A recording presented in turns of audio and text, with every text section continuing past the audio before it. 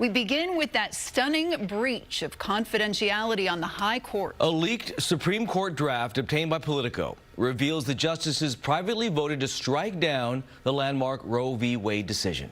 CBS 13's Adrienne Moore is in the newsroom. She's been tracking this watershed opinion. Adrienne. And Tony and Elizabeth, it is important to note here, this draft opinion is exactly that. A draft. Nothing has been finalized yet, but this could mark a seismic shift in the landscape of women's reproductive health in our country.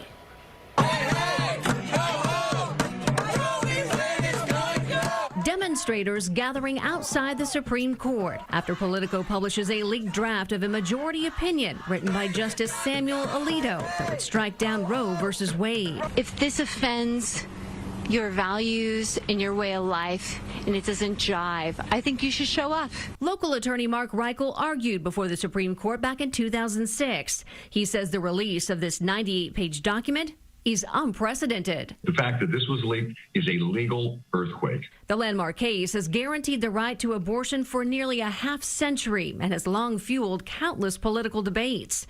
According to the Political report, Justice Alito writes the contentious issue should be decided by politicians, not the courts. What they're saying is this: there's no constitutional right to it. So if your state bans it, you can't scream my constitutional rights are being violated. But California is not going to ban it. Governor Newsom sharing his response on Twitter saying, "Our daughters, sisters, mothers, and grandmothers will not be silenced. The world is about to hear their fury. California will not sit back. We are going to fight like hell." But Republican Assemblyman Kevin Kiley fired back at the governor's response, tweeting, "This is completely irresponsible."